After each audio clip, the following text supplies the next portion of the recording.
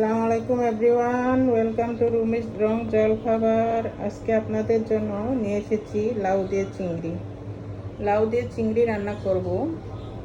আজকে চিংড়িটাকে শুকনো সময় নিয়েছি, এর মধ্যে আমি দিয়েছি হলুদ, লবণ। ছোটো চিংড়ি পাবেন, এই চিংড়ি দিয়ে আজকে লাউটা রান্না করব।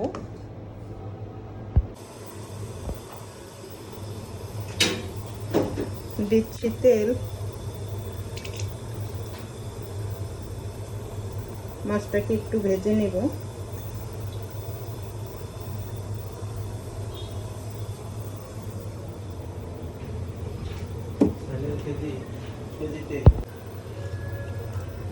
মাছটাকে ভেজে নিচ্ছি।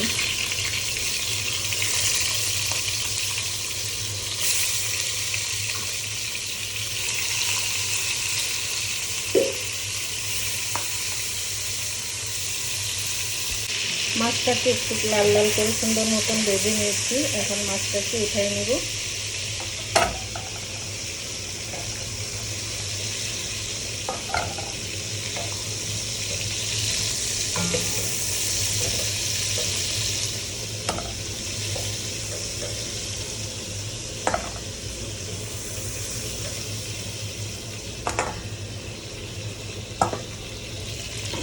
দিয়ে দিচ্ছি পেঁয়াজ কুচি, একটু হালকা ব্রাউন করে নিলাম।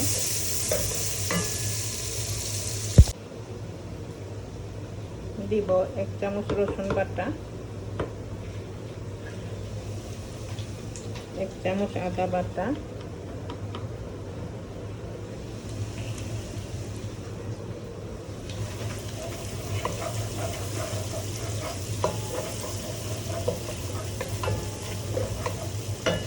সাথে সব কিছু অন্যান্য মশলাগুলি দিব। একটু হলুদ দিব,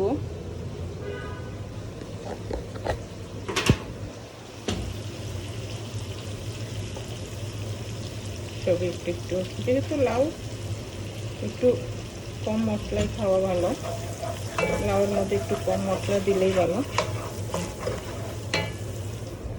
সাথে দিব একটু জিরা গুঁড়া,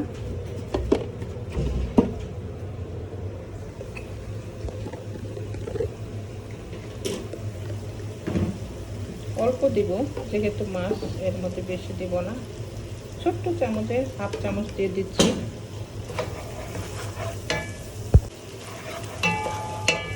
দিব একটু ধনে গুঁড়া 1/2 চামচ,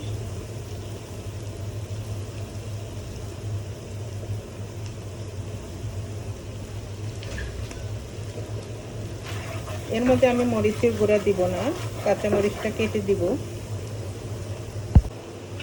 এখন একটু পানি দিয়ে ভালোভাবে কষাবো, মশলার গন্ধটা যেন যায়। একটু লবণ দিয়ে দিব, তারপর ভালোভাবে কষিয়ে নিচ্ছি। আমার তেলটাও উঠে গেছে, মশলাটা কষানো হয়েছে। এর মধ্যে আমি দিয়ে দিচ্ছি লাউটা।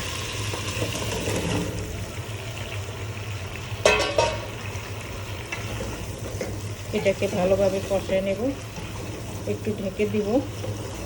এর মধ্যে পানি দিব না, এখান থেকে যা পানি আসে সেটা দিয়ে রান্না করবো। আস্তে আস্তে জালে কাঁচামরিচটা ছিঁড়ে দেব। দেখি আমার লাউয়ের কি অবস্থা।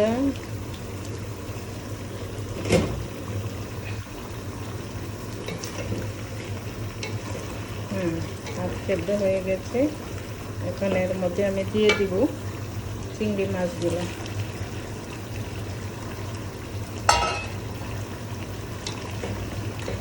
এর মধ্যে আমি পানি দিয়ে নিই, আস্তে আস্তে হচ্ছে।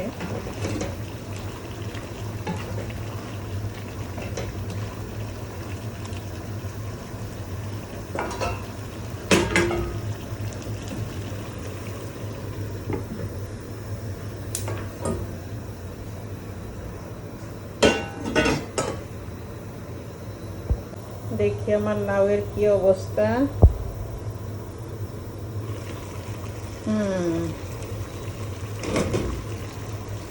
অনেকটাই হয়ে আসছে, কালারটাও সুন্দর। লাউটা ছোট চিংড়ি দিয়ে আরও বেশি মজা। এখন এর মধ্যে কেটে রাখা কিছু কাঁচামরিচ দিয়ে দেব। কাঁচামরিচটা আমি বেশিরভাগ লাস্টেই দিই। বেশিরভাগ দিলে হচ্ছে কি এটার সুন্দর একটা কাঁচামরিচের ঘ্রাণটা থাকে, সেটা আমার কাছে খুবই ভালো লাগে। আপনাদের কাছে কেমন লাগে জানি না, আমার কাছে খুবই ভালো লাগে, এটা আমার পছন্দ। এর সোনা হয়ে গেল আমার লাউ চিংড়ি। এর মধ্যে এখন ধনে পাতাটা দিয়ে দিব। আমি কিন্তু পানি দিই নাই, এখান থেকেই যা পানি উঠেছে সেটা দিয়ে রান্না করেছি, আস্তে আস্তে জালে হয়েছে। দিয়ে দিচ্ছি ধনে পাতা নামাবার আগে। হয়ে গেল আমার লাউ চিংড়ি।